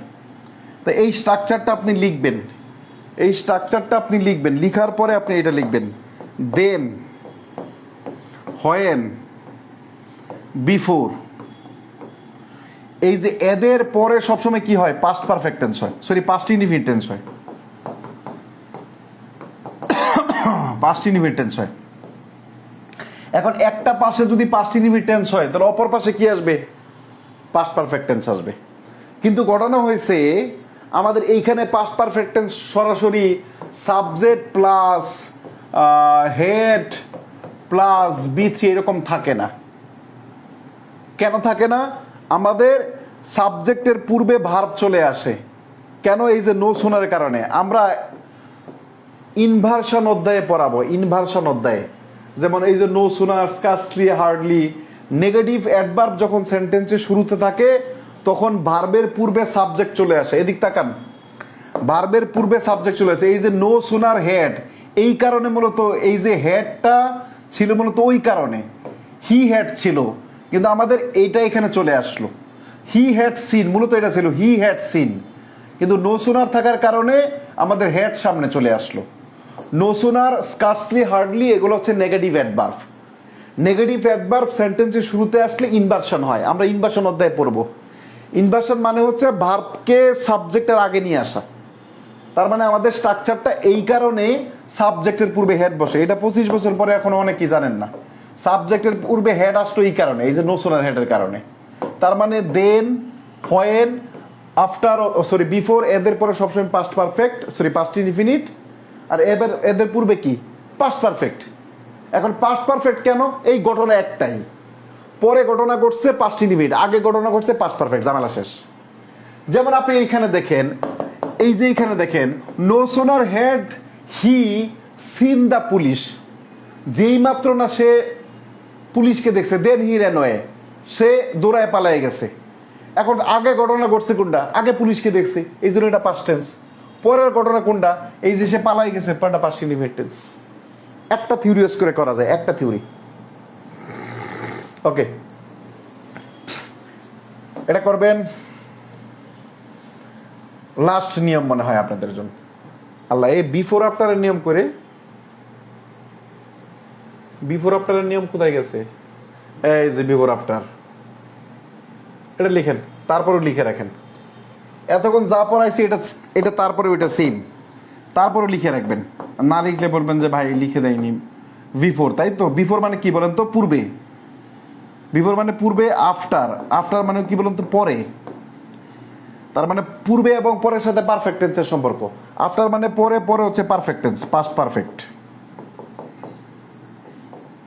আগে শিখাইছি পাস্ট পারফেক্ট একটা হলে আগেরটা কি? Past indefinite, past indefinite. আর বিফোর মানে কি? পূর্বে, পূর্বে মানে কি? Past perfect. এটা আবার বিসিএস এর প্রশ্ন আসছিল একটা, মানে খুব সুন্দর, 43তম মতে। তার একটা পাস্ট পারফেক্ট হলে পরেরটা কি? Past indefinite. এই যে কনজাংশন বলছিলাম, কি কনজাংশনের এক পাশে পাস্ট পারফেক্ট হলে পাস্ট টেন্সের বেলা আমরা টোটালটা কি শিখলাম? কনজাংশনের এক পাশে পাস্ট পারফেক্ট হলে কনজাংশনের অপর পাশে পাস্ট পারফেক্ট, মানে পাস্ট ইনডিফিনিট হলে কনজাংশনের অপর পাশে পাস্ট পারফেক্ট টেন্স হবে। শেষ। এটা কোশ্চেন করবেন, একটা কোশ্চেন করে আপনাকে ছেড়ে দিব।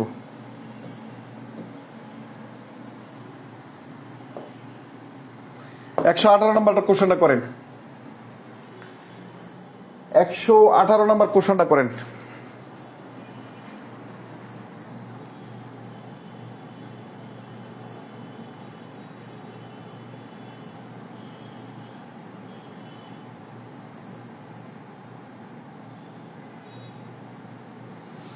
সব ভালো তো চিন্তা করা যায় না।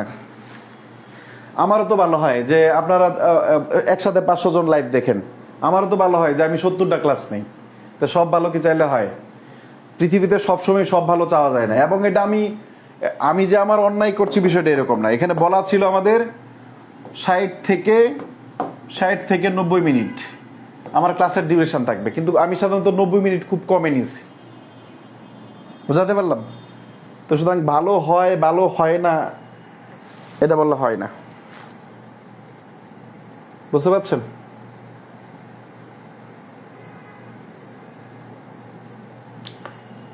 ওকে, আমরা আর পড়াবো না আজকে। ফিউচার টেন্সটা আগামীকাল পড়াবো। আজকে পড়াবো না, কেমন? ফিউচার টেন্স সম্পর্কে আগামীকাল পড়াবো। একটু সময় লাগবে, হয়তোবা আরো 20 মিনিট সময় লাগবে ফিউচার টেন্সটা পড়াইতে। ফিউচার টেন্সের সাথে আরো কিছু আছে, ইট ইজ টাইম আনলেস এর ব্যবহার আছে। এটা আগামী ক্লাসে পড়াবো, এবং আগামী ক্লাসে এর সাথে হয়তোবা নতুন করে ছোট্ট একটা টপিক পড়াই দেবো, ঠিক আছে?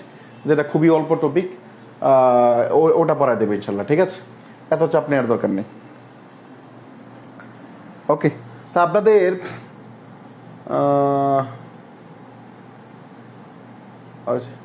আচ্ছা, ডিনারের গল্পটা হচ্ছে, আপনারা অনেকেই জানেন যে আমার ওয়াইট অনেক বেশি বেড়ে গেছে। কেমন? আমার উচ্চতা হচ্ছে 5 ফিট 6 ইঞ্চি থেকে একটু বেশি। 5 ফিট 6 ইঞ্চি থেকে একটু বেশি, 6.5 মতো, 6.5 থেকে 6.5 মতো, 6.5 থেকে একটু বেশি এরকম হয়। মানে 7 না, 5 ফিট 6.5 থেকে একটু বেশি। এখন যেটা হয়, আমার বিএমআই অনুসারে বডি মাস ইন্ডেক্স, এটা জানেন তো, বিজ্ঞান পড়েন নাই? বিএমআই বডি মাস ইন্ডেক্স অনুসারে আমার ওয়েট থাকার কথা 69 থেকে 70 কেজি। এটা হচ্ছে আমার অ্যাপ্রুভেট থাকার কথা। যেহেতু প্রচুর পরিমাণ ফাস্ট ফুড খাওয়া হইতো ওয়ান্স আপন এ টাইম, এবং আমার যেহেতু খাবারের রেগুলারিটি খুব কম ছিল, এবং আমি সাধারণত 3 বেলায় ভাতই খেতাম। সকালবেলাও ভাত যদি পাওয়া যেত আর কি, দুপুরে, রাতে, মানে, এবং আমার খুব ফেভারিট যে কোনো কিছু দিয়ে অল্প একটু ভাত খাইতে হবে অ্যাটলিস্ট। এখন যেটা হচ্ছে যে আমার স্বাস্থ্য দিন দিন বেড়ে যাচ্ছে, এবং বিগত আছি মনে হয় 13 দিন ধরে কোনো ভাত খাওয়া হচ্ছে না, মানে যেটা আমি আমার লাইফে কখনো করিনি। বিগত 13 দিন ধরে কোনো ভাত খাওয়া হচ্ছে না। দেখা যাচ্ছে একটা রুটি, 2টা রুটি এরকম। প্রথম 3-4 দিন খুব খারাপ লাগছিল, মানে মনে হচ্ছিল যে আর পারবো না মনে হয়, মানে এমন মনে হচ্ছিল যে অ্যাজ ইফ মানে কেমন জানি মনে হচ্ছিল যে মানে এটা কোয়াইট ইম্পসিবল, আনটলারেবল, এটা হবেই না, এটা পসিবল হবেই না। কিন্তু এখন মোটামুটি অনেকটা মনে হয় হয়ে গেছে। এবং আমার ওয়েট ছিল, আচ্ছা এটা তো বিএমআই অনুসারে, আমার ওয়েট ছিল তো আপনার 95 কেজি। মানে ক্যান ইউ ইমাজিন এটা কত বেশি পরিমাণ?